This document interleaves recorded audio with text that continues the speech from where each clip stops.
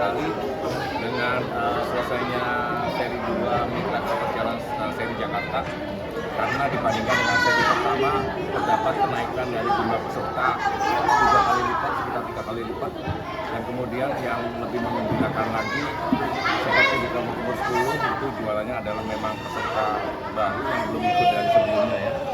Dan itu menunjukkan bahwa ternyata banyak sekali bakat-bakat dari adik-adik kita usia 10 dan usia 12 yang dengan adanya turnamen Mitra Kawat Jalan mereka menjadi punya wadah untuk bisa memperlihatkan performance-nya, dan dengan adanya turnamen yang rutin sehingga mereka punya wadah pada saat mereka berlatih punya suatu tujuan. Mungkin gini, kita kan ada All Star di Kudus nanti akhir bulan Januari. Nah, ada 2 pemain baru yang kita temukan di sini, yang baru ya, bukan dari seri 1, yang bukan hanya akan memperkuat Jakarta All Star menjadi lebih kuat, tapi kalau dari pandangan saya bahkan mereka pantas masuk ke All Star secara keseluruhan dari 8 kota.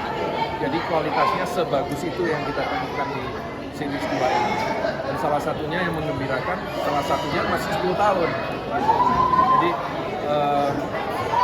saya sangat looking forward ya untuk besok kita latihan di sini besok sore untuk pemain-pemain yang pilihan yang kita siapkan untuk All Star di Kudus. Dua-duanya main dengan cowok, kebiasaan main dengan cowok, dua-duanya punya power, tekniknya mulusnya luar biasa. Itu suatu hal yang saya lihat dari semua pemain yang pernah saya lihat di Indonesia, paling mulus shootingannya. Jadi saya sangat bersyukur kita memulai tahun ini, Pak Jadi. Karena kalau mungkin kita mulai 2 tahun lalu atau bagaimana mungkin berbeda. Tahun ini waktunya pas banget. Kita menemukan begitu banyak pemain yang kalau kita tidak melakukan ini, entah siapa yang akan menemukan mereka gitu.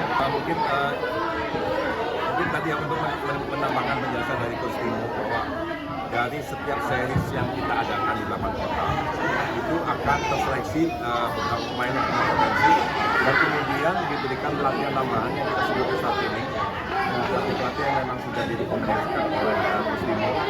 Jadi masing-masing kota akan punya tim All Star sendiri, dan masing-masing kota nanti akan bertanding kembali di akhir Januari di Kudus. Jadi ada 8 tim yang akan bertanding di Kudus di akhir Januari, mulai dari Jakarta, Tangerang, Bandung, Semarang, Jogja, Solo, Surabaya. 8 tim itu akan bertanding di akhir Januari. Jadi ini sangat menarik untuk kita lihat kualitas dari pemain-pemain yang punya potensi di masing-masing kota untuk bisa bertanding di antara mereka. Nah, mulai pertanyaan mengenai timnas ya kita butuh waktu lah. Ini kan baru pertama kali kita adakan di Grassroots usia 10, usia 12.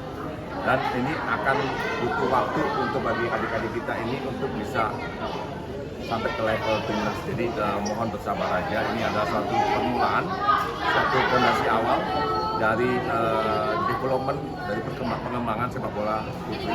PSSI sangat mendukung. Tadi juga ada perwakilan dari PSSI. Jadi kita melakukan ini pasti atas koordinasi dan rekomendasi dari PSSI. Karena kan seperti kita ketahui sepak bola putri itu berhenti sejak 2019 untuk kompetisi terakhir tidak profesional. Selain itu tidak ada kompetisi. Jadi memang adik-adik sepak bola putri kita ini butuh wadah, butuh turnamen, karena buat apa mereka berlatih kalau tidak ada wadah turnamennya. Jadi dengan adanya wadah turnamen ini akan membuat adik-adik kita ini pada saat berlatih punya suatu tujuan yang pasti bahwa saya akan bermain di suatu turnamen sekian bulan lagi, sehingga mereka bisa mempersiapkan diri dengan suatu tujuan. Dan saya tambahkan sedikit, turnamennya 2 kali setahun, bukan sekali setahun doang. Dan itu kenapa dibuat seperti itu, supaya mereka tidak buka tutup. Jadi harapan saya sekolah-sekolah itu semakin serius untuk melatih secara sistematis. Jadi kelas 1, kelas 2 udah disiapin, udah dikenalin, sehingga pada saat U10 masuk ke sini udah siap.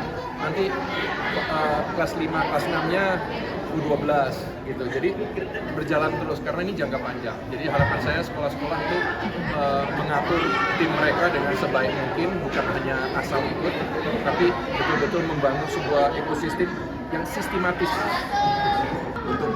anak-anak yang sama dibandingkan pada saat seri 1.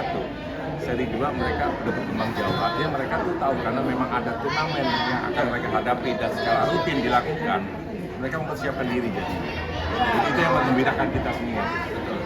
Jadi memang seperti tadi yang Pak tadi bilang, butuh waktu karena nggak mungkin mereka berkembangnya langsung gitu kan. Jadi harapan saya anak-anaknya disiplin ball mastery di rumah, tapi sekolahnya juga disiplin sistematis gitu ya.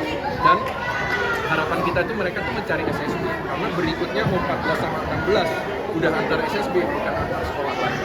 Jadi harapan kita melakukan ini semua itu membuat ekosistem yang nanti mengarah ke timnas U17.